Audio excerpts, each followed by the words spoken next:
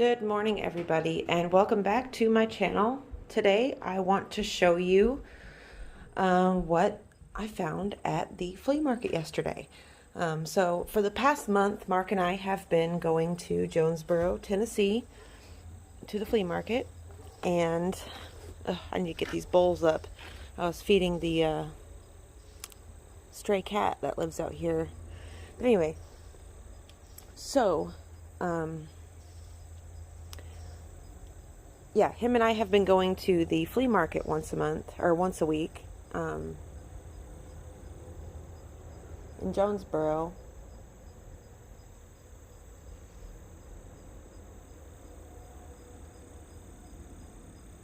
Sorry, I was trying to see what that was.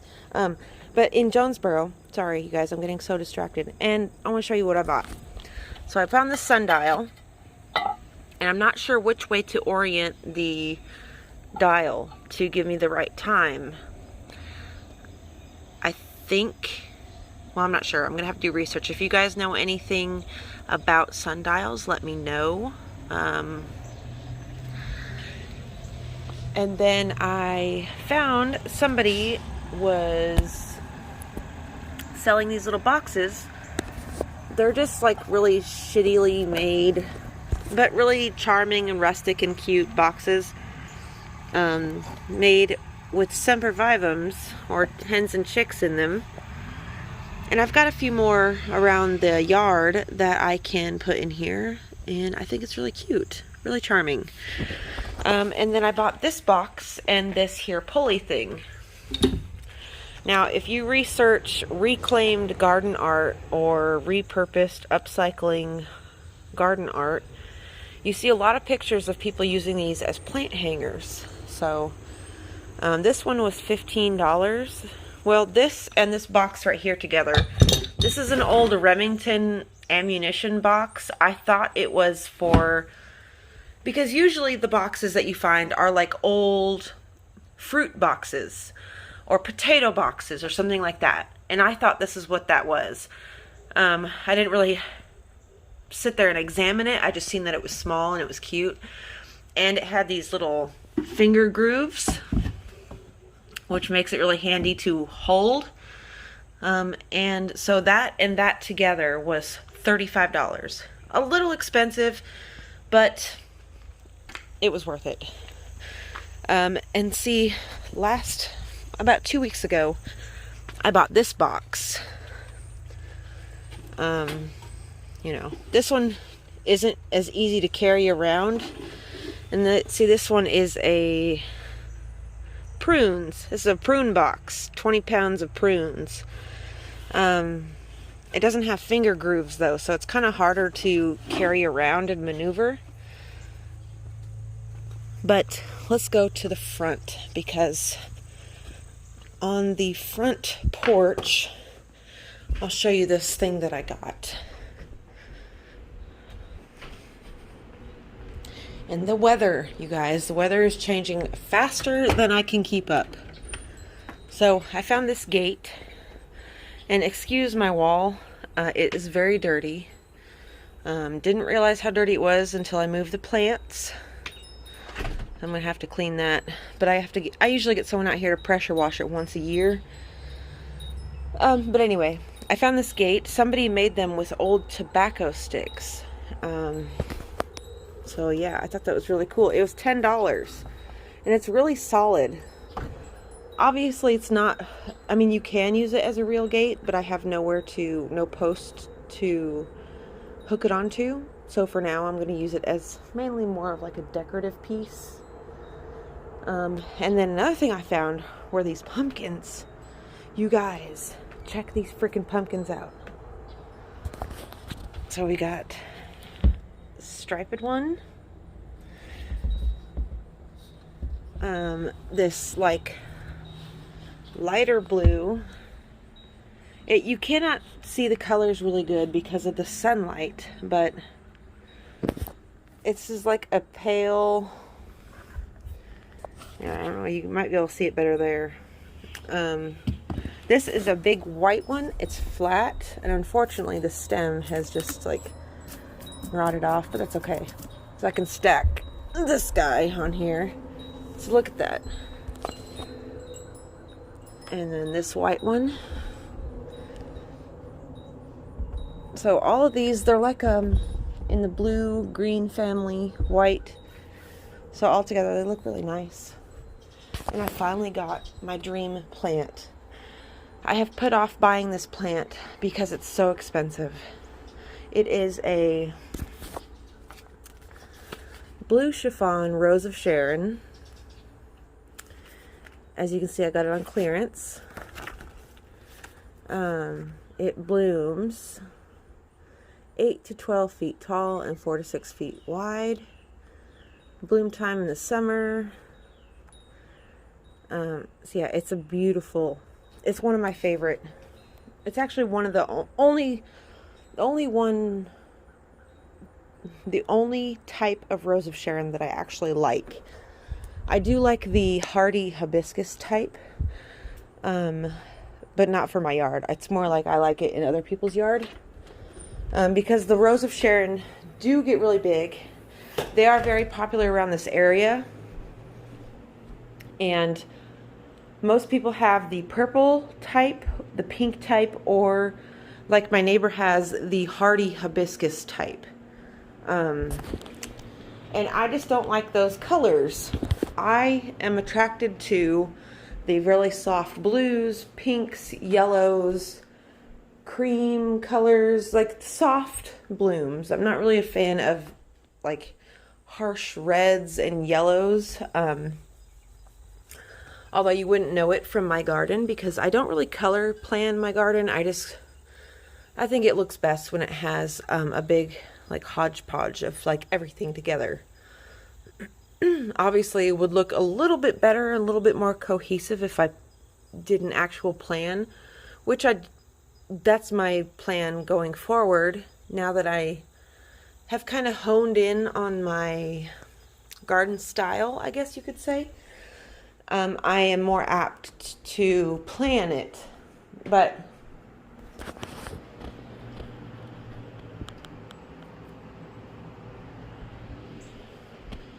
I also bought, a couple weeks ago, I bought this ladder from the flea market. This was like, I think $8 I bought that for. Oh, I don't think I showed you guys this plant. I got him at the grocery store. Maybe I did show you guys this one, but I potted him up in this nice big planter, and he looks really good. But yeah, I've got this sundial that I have to figure out how to use. Is that sad or is that sad? But I do want to give you guys a really quick once-over of the garden, because things are, you know, progressing into cooler weather. So I just want to give you a quick little, as you can see, all of the zinnias that I planted quite late. I planted these not even 2 months ago, not even a month and a half ago, but they have done great. There's one, I just can't get over that one yellow zinnia. And as you can see, the greenhouse does put on a new element of shade right here, but that's okay, because it's only for a very little amount of time. I just came out here yesterday or the day before, and I trimmed up a bunch of this patchouli, and I just bought a herb dryer. I'm going to be showing you guys that as soon as it comes in, because it's almost time for me to cut all of this down and save it, you know, dry it out. And so let me show you something I'm excited about. Is my Echinacea finally blooming. I planted these from seed this year, and I honestly didn't think they would flower. And just in this past, I don't know, 3 weeks or so, this bloom stalk has been blooming. So that's very encouraging and exciting. The Gaillardia over here are, you can see the older blooms kind of fizzling out. I'm letting these ones go to seed so I can save the seed. Here's something exciting. The mums that I planted back in here are blooming. So I don't know if you guys remember, but when I planted these mums, they were all completely closed up. There was not a single flower on on any of these plants. But they are coming into their own very beautifully because, you know, mums are perennials. And then the Wandering Dude has nearly tripled in size since I put him out here. And you guys might, if you have zinnias, you might be seeing this in your garden right now. And don't be alarmed. It's nothing bad. It is just something that happens to zinnias with age. As the season progresses and it gets, you know, the cold starts setting in, and you know, after a long hot summer, your zinnias will end up, they will look like this at the end of summer. So about now, your zinnias probably look like this. It's got all of this, it looks like a disease. It's just really normal of zinnias to do that. Of course, you can go out of your way spraying stuff and, you know, trying to fix it, but at this stage in the game, they're dying out, or they're getting ready to die out, so it's not even worth it. So yeah, if you see your zinnias looking like this, do not be alarmed. There's nothing wrong with them. Let's see, let's go this way. So here you can see the peppers progressing nicely. Got 1, 2, 3, got a small handful of peppers. The teepee, oh kitties, don't you be fighting in there. Cats fighting in the greenhouse. But the teepee and the vines that stretch up, they've reached all the way to the top of that and have encased that dragonfly statue thing. The only thing I'm kind of disappointed about this year is my moonflowers have not given me a single flower this year. You know, every year prior to this year that I've planted moonflowers, they have done beautifully, and I always got big, huge, gorgeous moonflowers all summer long. And this summer, not a single moonflower. So, and it also was a fairly long, cold spring that seemed to stretch on forever. And here you can see the morning glories, or not morning glories, I'm sorry, the marigolds are looking pretty spent. They're looking pretty gross, but they are full of buds, so that's encouraging. These zinnias, you can tell that they got a little cold and they didn't like it because our nights are now into the 40s. Last night was like 42, so it was really cold for this area. And you can see here this little, I put these rocks here to catch these freaking walnuts because the walnut tree is dropping nuts into the garden yet again. And you can see the fern, and actually the interesting thing about this fern that I didn't even know that ferns did, but look at its roots. This is how they spread. See this right here? This long skinny root, and they reach out from all around the plant and they just hug the surface. And see how the roots here's the main plant, right? And they come off, and then 2 new shoots. This is a staghorn fern, and then the sedum has got its autumn color put on, very vibrant. And see, even the foliage on the sedum gets darker as the blooms get darker. Very nice. And everything is just looking nice and good. And see, I don't think these are, correct me if I'm wrong, but do cosmos get 5 feet tall? Most people's cosmos that I see, they're like small little bushy plants like this. You know, like 1 foot or 2 feet tall, 1.5 feet tall. not no 3 feet, 4 feet tall. So I don't know, but they do, whatever these are, if they are cosmos, they finally have buds on them, which I didn't think they were gonna flower at all. I thought they were just going to get tall and that was it. The potato vine has taken over everything. The hydrangeas are looking really good. They've put on a lot of growth. This is not a good spot for them though, because we're on a slope, and so they just get, I mean, as they get bigger, obviously they will stop looking like this with a bunch of dirt all over them. The heucheras, this one at least, looks really bad. The pineapple sage has put on a lot of new growth. The basil, I'm actually, let me show you. So remember I told you guys my tomato basil recipe? I'm gonna, don't worry, I will film that for you guys, but because I'm still waiting though. Waiting for ever so slowly for my tomatoes to ripen in this bag that I picked from my garden. So they're coming along.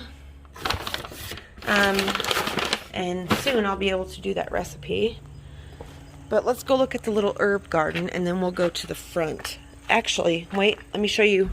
I did just pick some radishes today. So look, they did get a little weird and like, maybe I might have let them sit in the ground a little too long. But of course, this is my first time ever even growing radishes, let alone I've never even eaten one. So, yeah, they look weird. I'm going to try to look up a recipe to cook those because I don't want to just waste them. In this instance, I wish I had chickens to feed the radishes to. I mean, correct me if I'm wrong. I don't know if chickens can eat them. I'm sure they can eat the greens. But yeah, let's go over here to the herb garden. As you can see, I moved the mugwort. And ever since I moved the mugwort, the yarrow has gotten twice as big. So that's encouraging. Yeah, because that mugwort, it was getting really, really big. And so I had to move it. It's getting to where it's established and it's quite a mature plant. It's been in the ground for a few years now. 2-3 years maybe. But yeah, the tomatoes on the plant are looking fairly good. I've only had to clip out 2 that were eaten by bugs. So let's go around to the front. Well, first, let's look here. Crepe Myrtle. Blue Point Juniper.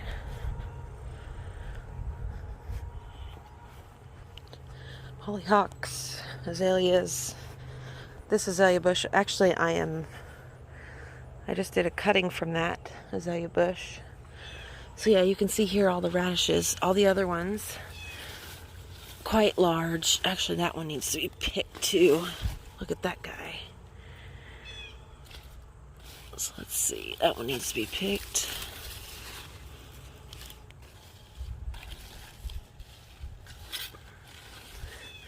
Yeah, so Mark told me that they needed to be the size of about a sand dollar or something, or a quarter. I can't really remember what he said, but about that size. Good size. So I put the asters here, lilac, everything's looking pretty good. I'll put those there. Let's bring you over here and show you the dahlias. They are looking sad. Looking really, I mean, the flowers are still looking beautiful, but the foliage on it is looking bad. Look how pretty that looks. And then, of course, the hibiscus are not looking great.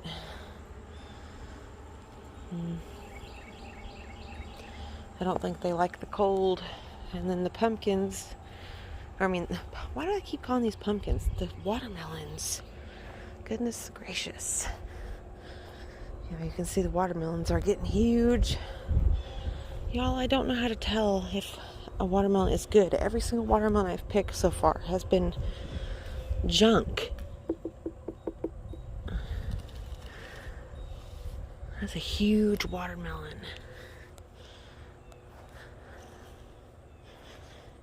And we got one right here. Look at that big guy.